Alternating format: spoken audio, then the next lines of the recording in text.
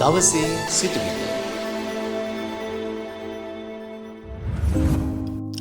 අදත් අප සිටින්නේ නික්මයාම පොතේ 4 වෙනි පරිච්ඡේදයේ අද අපි අවධානය යොමු වන්නට යනවා 14 ඉඳලා 16 දක්වා.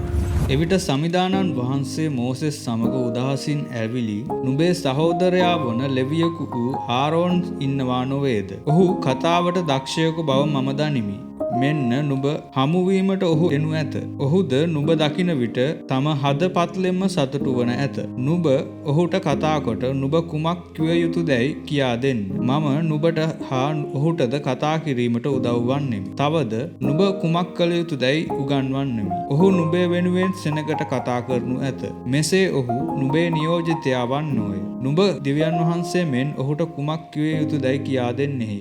අරුත් නුඹ මේ සැරෑටිය අතේ ගෙන ගොස් එයින් හාස්කම් පෑ යුතුයයි වදාළසේක. උන්වහන්සේ කිපෙනවා. ඇයි? මෙච්චර මම පොරොන්දු වෙනවා, මෙච්චර මම කියනවා මෝසස්ට.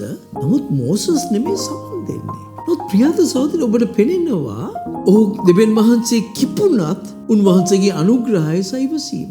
අද මේ වැරදි මතයක් මිනිස්සු ප්‍රචලිත කරලා තිබෙනවා. එනම් දෙවියන් වහන්සේ උදෑසින් විනිශ්චය කරන්නට යනවා. ඔබ දෙවියන් වහන්සේ කිව් දේ කළේ නෑ. දෙවියන් වහන්සේ අමනාප වෙනවා, සාප කරනවා. ප්‍රියාදර සහෝදරනි, දෙවියන් වහන්සේගේ අනුග්‍රහය අධිකයි. අපේ දුබලකමට වඩා විශාලයි එතුමාගේ අනුග්‍රහය. කිපිලා නමුත් ඔබට කියනවා ඔබගේ සහෝදරයා ගැන අන්න ආරෝන් එනවා. මං දන්නවා ආරෝන්ට කතා කරන්න පුළුවන් කෙනෙක් කියලා. 15 වෙනි වගන්තියේ කියනවා ඔබ ඔහුට කියන්න මං කිව් දේවල්.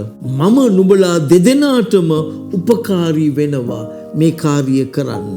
16 වෙනි වගන්තිය ඔහු සෙනගට කියන්නට යනවා මම කියන දෙය.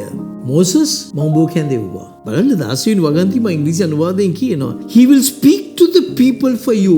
නුඹ වෙනුවෙන් ඔහු මිනිස්සුන්ට කතා කරයි. And it will be as if he were your mouth. ඔහු කතා කරන විතරක් නෙමෙයි ඔබගේ මුඛය හා සමාන වෙන්නට යනවා. And as if you were God to him. ඒක විතරක් නෙමෙයි ඔබේ මුඛය වන්නේනවා විතරක් නෙමෙයි ඔබ ඔහුගේ දෙවියන් වහන්සේ අසමාන වන්නට යනවා. ඔබ කියන්නට යනවා. 17 වෙනි වගන්තිය කියනවා මෝසස් ඔහු කතා කරන්නට යනවා ඔබ වෙනුවෙන්.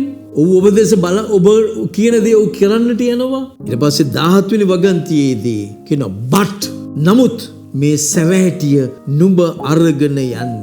එය පාවිච්චි කරන්න බලවත් පුදුම දේවල් කරන්නට. ප්‍රිය සහෝදරනි, කාරණා ස්වල්පයක් මතුවෙනවා මගේ මනස තුළදී. අපි මේ වැරදි දේව ධර්ම මතය ඉවත් කරන්නට අපගේ හදවත් වලින්. එනම් දෙවියන් වහන්සේ උදහසින් විනිශ්චය කරනවා.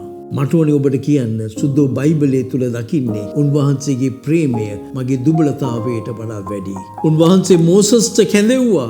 ඒ කැඳවීම උන්වහන්සේ වෙනස් කරන්නේ නැහැ. ඔහුගේ සහායට ආරෝන්ව දෙනවා. නමුත් ආරෝන්ට නෙමේ කැඳවීම දී තිබෙන්නේ මෝසස්ටයි. මෝසස්ගේ මුඛය දැන් ආරෝන්. නමුත් මෝසස් දෙවි කෙනෙක් මෙන් ආරෝන්ට. නමුත් අවසානයේදී පුදුම ක්‍රියා කරන්නට දෙවියන් වහන්සේ යන නිසා උන්වහන්සේ මෝසස්ගේ දෑතේ තිබුණා වූ එකම අවිය සැරෑටිය. ඒ සැරෑටිය දෙවියන් වහන්සේ බලවත්ව පාවිච්චි කරන්නට යන නිසා මෝසස්ට කියනවා ආරෝන් කතා කරයි. නමුත් නුඹ සැරෑටිය රැගෙන යන්න. නුඹ තුලින් තමයි මා පුදුම දේ කරන්නට යන්නේ. ප්‍රියද සහෝදරනි, අරයා කෙරේ යැපෙන්නට එපා. මෙයා කෙරේ යැපෙන්නට එපා. දෙවියන් වහන්සේ ඔබව කැඳෙව්වා නම් දෙවියන් වහන්සේට පුළුවන් ඔබව බලවත් ලෙස පාවිච්චි කරන්න. ඒ බලවත් ලෙස පාවිච්චි කරන දෙවියන් වහන්සේගේ දෑතට බාර වෙන්න.